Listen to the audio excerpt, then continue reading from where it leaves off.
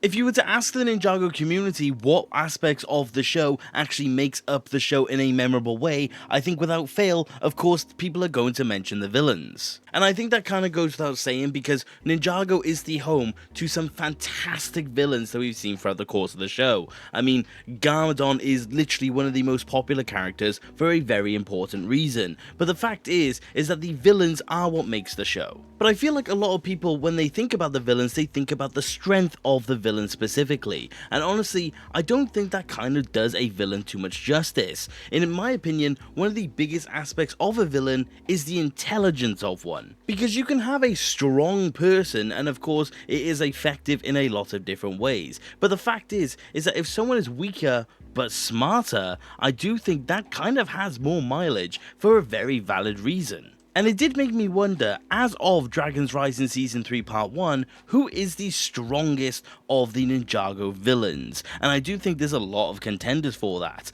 but ultimately speaking, there are some very smart people within the Ninjago universe, and ultimately, I do think it's an interesting topic to think about. And that's just what I want to talk about today, because ultimately, I do think a lot of the villains of Ninjago are kind of not really looked at apart from in terms of their strength. And I do think the intelligence of a character truly does make a character a formidable force, and which one has stood out beyond the rest as that opposing force. But how did I determine the intelligence of a character? Well, I did narrow it down to about 5 different categories. One being their strategic planning, how far ahead they thought, how far ahead were they being logical with, not just kind of blind luck, and you'll know why I bring that up in a moment, but ultimately how far ahead they were really thinking. Another big aspect, and obviously a big part of a villain, is of course the manipulation aspect of them. How easy are they to sway the people around them? How easy can they get their own way through a interesting way?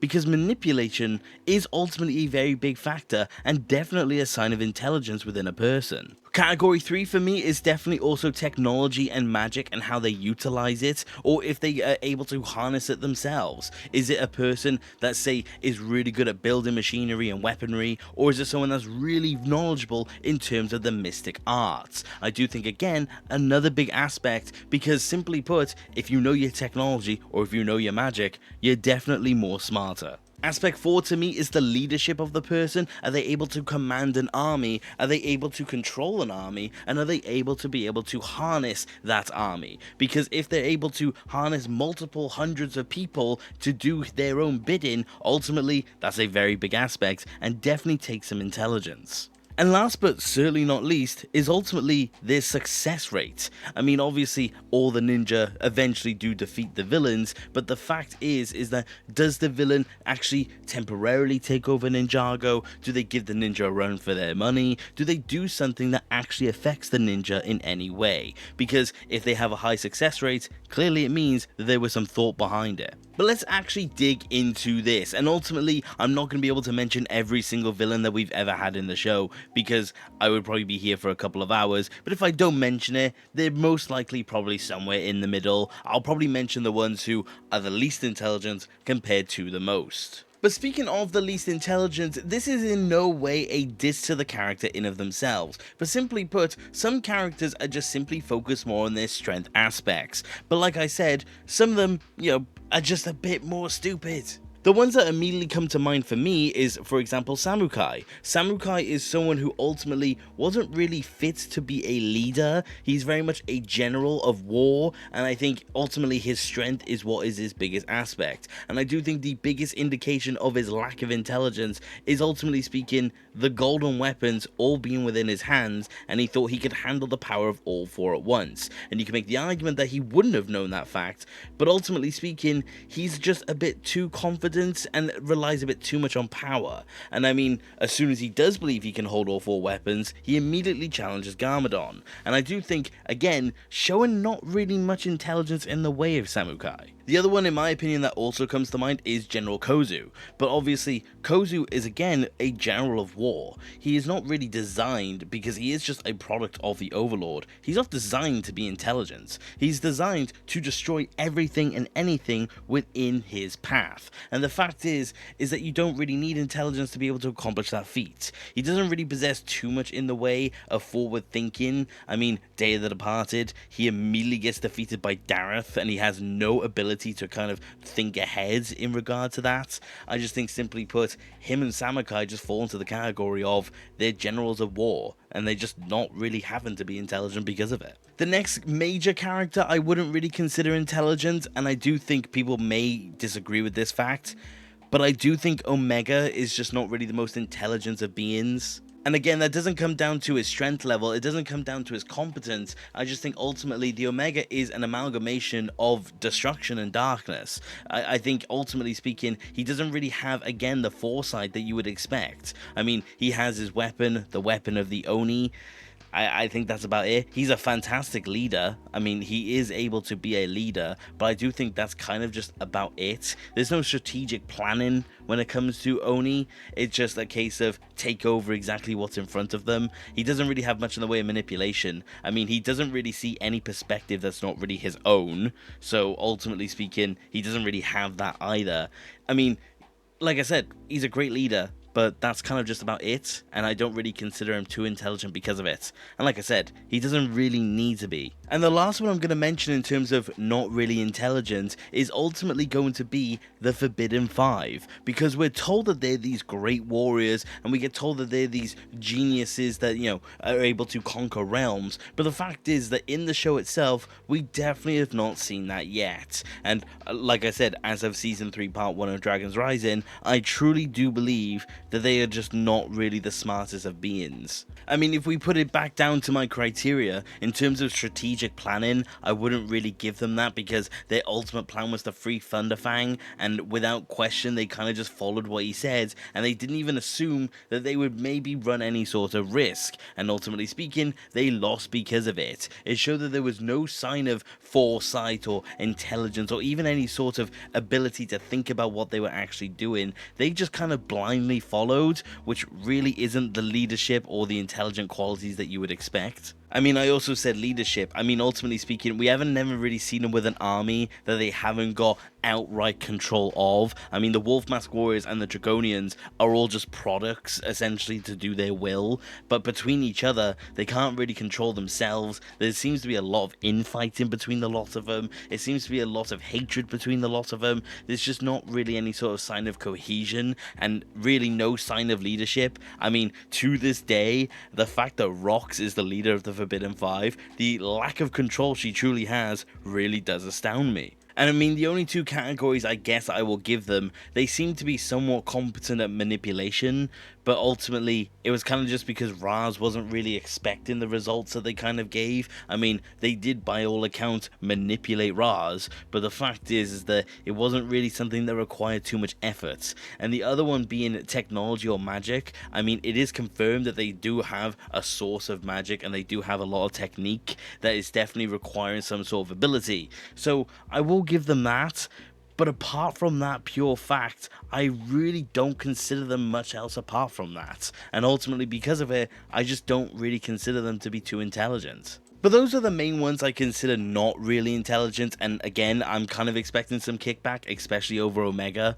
But the fact is that I just simply don't really think that they are. But I will give some special mentions to people who I consider basically down the middle. And down the middle to me is just, they kind of have a couple things to them, but ultimately speaking, they just don't really have much at the exact same time. I mean, there's a couple that definitely fall into this category, and I definitely think they're worth mentioning. And those two actually do come from the Wild Brain era. I mean, I consider King Vangelis to be at least of average intelligence. I mean, he clearly has some competence, but ultimately at the same time, he doesn't really have too much else. He doesn't necessarily have an end goal, but at the same time he does, because he just wants to maintain the kingdom of Shintaro, which is fair enough, but ultimately he doesn't necessarily have a villainous end goal, so to speak. I mean, he does have manipulation. Of course, he does manipulate the Geckos and the Munts into hating each other, and he also does fool the Upply into actually getting the skull for him. So he's clearly very manipulative, and I will give him that fact. And of course, by account, he also does have technology specifically, because Shintaro is a very advanced city. And finally, he does also have leadership. I mean, he does control the army of Shintaro, and they were loyal to him up to the point of them seeing for their own that he was in fact evil. So he clearly had loyalty on his side, and it does resemble the true qualities of leadership and intelligence at the same time, because he was able to keep the own army in the dark for that long. So he clearly has a bit about him, but at the same time he also kind of really doesn't, and that's why I consider him average. And the other one that I consider essentially average intelligence is actually Kalmar in a really weird way. I mean, ultimately speaking, he's very similar to Pythor, but Pythor at least was more intelligent than this. I mean, the thing with Kalmar is the fact that his own plan was ultimately his undoing, and even though he did have a relative degree of success, the fact that his kickback immediately results in him getting killed ultimately does kind of show that he doesn't really have any sort of foresight when it comes to his evil schemes. He also just doesn't really have manipulation. I mean, I can't really think of an instance where he has essentially manipulated. I mean, of course, he does take the army of the Endless Sea and use it against the ninja, but he doesn't really maintain that manipulation for too long, and it's also just kind of a matter of convenience at the same time. I mean, it's just a really weird situation, and ultimately, I don't really consider it manipulation, because like I said, it's very convenient, and I don't think he could have gotten away with it unless the ninja were exactly where he wanted at the exact right time. But other than that, he does have everything else. I mean, he does have success. He does ultimately flood Ninjago City, so you can't say he wasn't necessarily successful, even though he was very temporary. And he does also have technology, because he does have a fairly advanced technology, from the Endless Sea. But that, again, is just kind of about it. Oh, and of course, for what it's worth, his followers that were actually loyal to him just because, of course, were on his side until the very end. So again, he clearly did also have leadership qualities, just ultimately not really good ones. But like I said, I think it kind of comes down to the fact that he's honestly kind of just average, mostly just down to the fact that his own plan ultimately was his demise. And I don't think someone could be that high purely down to that. But let's actually get to the smart ones, and I will say, even though I don't really consider this person too high up on the smartness list, I will give an immediate shout out to the mechanic. Even though he doesn't really have much in the way of manipulation, and he also doesn't have much in the way of leadership qualities, you can't deny the results of the mechanic. I mean, ultimately speaking, he definitely made its way up, he definitely had a lot of success throughout his time, again, albeit temporary, but the fact is that most of the time when he was involved, he did see a degree of success. In Season 6, he would have had Zane all to himself if it wasn't for Pixel also being in his head. In Season 12, he did fully get Unagami out of the game and into Ninjago City, and also if it wasn't for Jay and his creator, ultimately speaking, Unagami would have taken over the actual city of Ninjago, and the mechanic would have been responsible for that.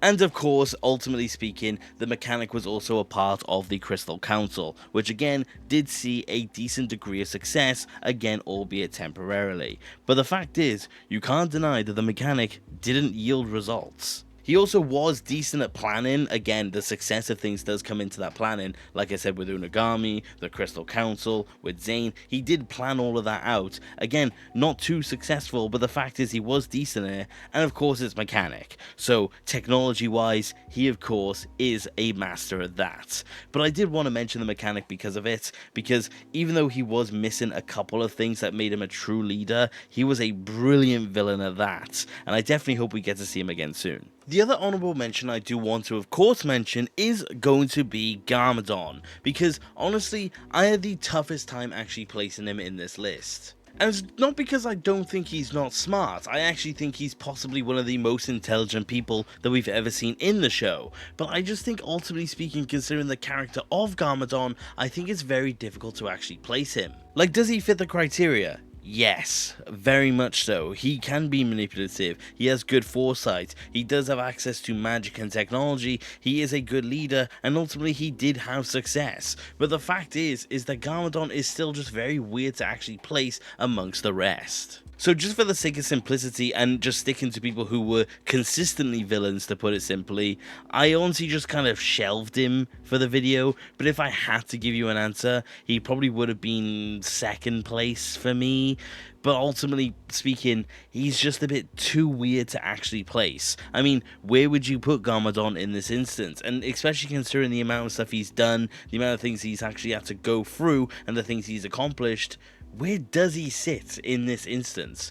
He's just a bit too weird, and honestly, I don't think it's a good answer regardless of what I say. But let me get into the villains who I consider the smartest. I do have a couple in particular, and then ultimately I will give my final answer. But I will say, one of, in my opinion, the 5 smartest villains is Naracon. Strategic planning was definitely there. I mean, he made a whole realm by just planning alone. He timed everything right. He timed all of his moves appropriately. He very rarely was caught off guard. You cannot deny that at all. Manipulation, I mean, he captured all of the ninja and also all of their allies with basically no or sort of issue whatsoever. So you can't deny that. Wish or magic, I mean, wish magic. You can't deny that. The only thing he's a little weak on is ultimately leadership, because ultimately the Sky Pirates do turn against him, and he also never really cared for them.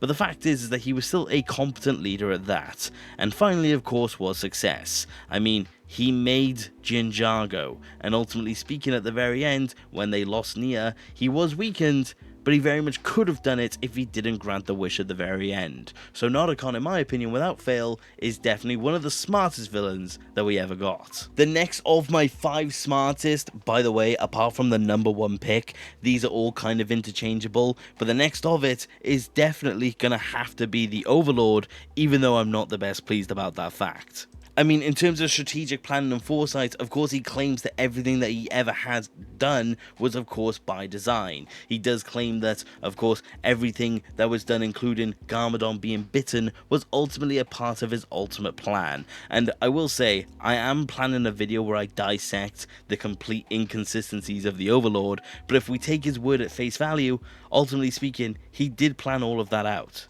Manipulation wise, I mean, he manipulated Garmadon, he's manipulated Pythor, for example, he's manipulated every single person who he's essentially interacted with. He has done a lot of manipulation throughout his time, and he's definitely very good at that fact. And technology and magic, I mean, he has both of them. He is literally the embodiment of darkness and destruction, so he has access to the magic, and the technology, I mean, he downloaded Zane's blueprint and he was able to construct a Ninjoid army, which he had plenty of technology for that. So ultimately, he has both there.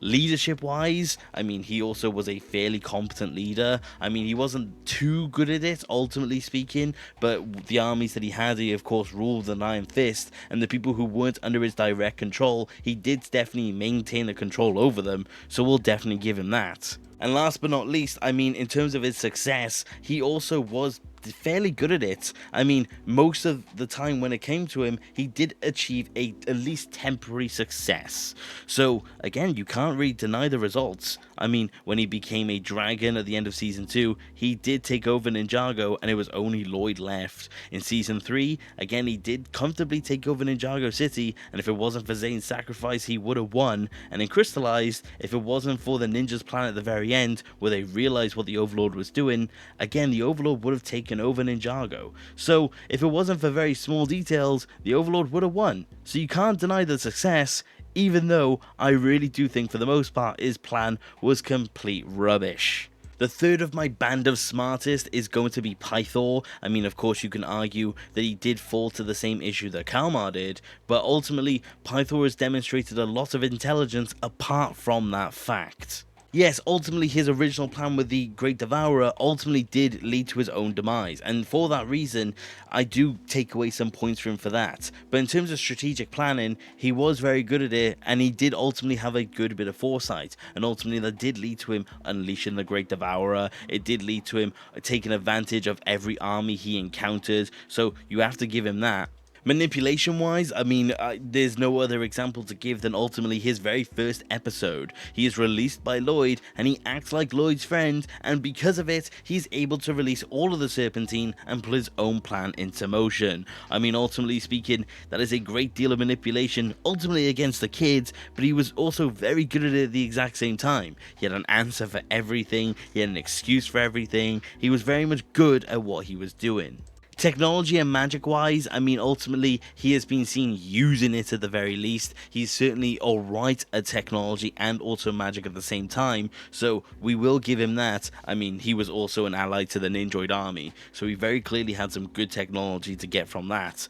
Leadership wise, I mean, he was a fairly competent Serpentine leader. You can't really deny that fact, and when he was standing in for the Overlord in Season 3, again, he was very good at that, and ultimately speaking, you can't give him the fact that he's not a good leader, because he's definitely shown that he has the chops for it.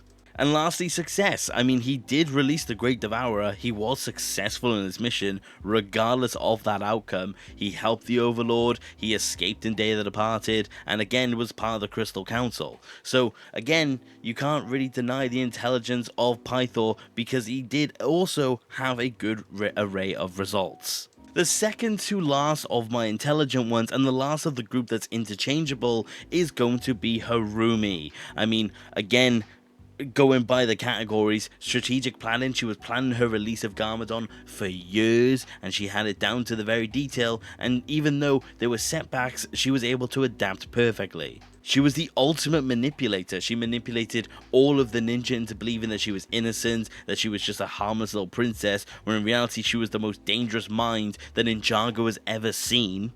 Technology and magic wise, I mean, between Season 8 and Crystallize, she has definitely handled her fair share of magic. I mean, handling the Oni masks, for example, and of course the technology that she also does use throughout that, and obviously having access to all the Overlord's magic in the end in Crystallize. Can't deny that she doesn't have access to that kind of information. Leadership wise, I mean, she was fiercely respected by the Sons of Garmadon. I mean, they very much appreciated her, listened to every single word. I mean, Ultraviolet, the only time she ever calmed down was when listening to Harumi. You cannot deny the fact that she definitely had the Sons of Garmadon under her thumb, and it was definitely no issue whatsoever. She had them completely tied up, and again, an amazing leader. And lastly, success. I mean, she released Garmadon. She took over Ninjago City. I mean, it was ultimately her demise, but the fact is that Harumi had her goal, and she definitely accomplished it, and is possibly one of the most successful villains that we've ever seen, because she's the only one who's actually had a lasting effect on Ninjago, of course re-releasing Garmadon to the people around them. So, can't deny the success of Harumi, and even though she has many issues, she did get results. Can't deny that fact. But that leaves us with, in my opinion, the smartest villain of Ninjago. We've mentioned a lot of smart people, we've mentioned a lot of not so smart people. So, who does this leave us off with, and who do I consider to be the smartest villain that has ever touched the land of Ninjago? And that is, in my opinion, without a single doubt in my mind, Raz. I think Raz in Dragon's Rising has definitely proven to be the smartest villain of the bunch. He literally scores top marks in my entire category. Strategic planning, his goal has always been to reverse the merge, and every single action he has ever taken has been to get towards that goal. He has always had a reason, and he has definitely never strayed away from that end goal for him. He's literally, again, also the perfect manipulator. I mean, as of Season 3 Part 1, he manipulated Aaron into actually joining him on his quest to reverse the merge. And even now we've got confirmation that even though Raz said his parents are dead, when in reality we know for a fact they aren't, the fact is that Raz has completely convinced Aaron of that fact. It takes a great deal of manipulation to do that, and of course, he's not the only person that Raz has manipulated, so ultimately, can't deny the fact that he's really good at it. technology and magic, I mean, he has access to all the technology and magic that Forbidden 5 have, with a couple of extra bits and pieces, because of course, taking all the ancient magic that he knows, and he's combining it with Imperium technology. I mean, he literally has the best of both worlds. He has Shatter Spin, he has the Gong, he has all the magic to bring back the Forbidden 5, he has had absolutely everything he ever needs, and then he combined it with top tier technology. Can't deny that he's got all of that as well. Leadership wise, I mean, even though he is very manipulative and ultimately doesn't seem to really care for the people below him, he ultimately was a fantastic leader. When he was in Imperium, he led the Imperium army with no issue whatsoever. I mean, Cinder respected him, Jordana respected him, absolutely everyone that's gone under him has completely respected him, and it takes a great deal to be able to accomplish that feat. And then lastly, in terms of success, I mean, he has been successful so far. He has very rarely actually had a setback. The biggest setback personally being obviously Noct leaving his control, but ultimately that was going to happen anyway because he didn't realize Jordana was actually secretly Rox. So ultimately speaking, it's something that was kind of out of his control. You could kind of attest that to he wasn't too smart and didn't expect it, but it was something he never really should have expected. There was no indication of it whatsoever. So, apart from that small thing, in terms of his results, you can't complain about those either. But taking all of that into account, I truly do believe Raz is the smartest we've ever seen in terms of Ninjago, and ultimately he also does have the strength and the physical aspect as well, but Raz's mind is truly what makes him impressive, and ultimately is one of the reasons why he's one of Ninjago's greatest villains. So, in my opinion, he is definitely the smartest. But what do you think, and do you agree with that fact? But those are, in my opinion, the smarter of the Ninjago villains, and of course, I've talked about some of the average ones, and some of the not-so-smart ones as well. But those 5, in my opinion, are the 5 most smart that we've ever seen throughout the show. Of course, there was more I could have mentioned. I could have mentioned Chen, I could have mentioned Moro, I could have mentioned a whole load of different characters, but ultimately I do think those 5 are the ones who are the smartest that we have ever seen. And of course, between all of them, if I was to give a rough ranking from 5 to 1, it would probably go Pythor, the Overlord, Narukon, Harumi, and then of course Raz, but ultimately that is kind of subject to change. But what do you think? Do you agree with those 5? Do you think there's someone I should have included in that? Do you think there's someone who I missed? Do you think any of them are smarter than I described, less smart than I described? Let me know, because ultimately speaking, I would love to hear your opinion. But based on what I have done and the criteria that I have given, I truly believe throughout the entirety of Ninjago, Raz, without question, is the smartest. But thank you very much for watching, and I hope you enjoyed this little dissection, and like I said, let me know what your thoughts on it are, because I would love to know if you agree with me or not. But that is about it for today, you guys. Thank you very much for watching, and take care. Okay, bye!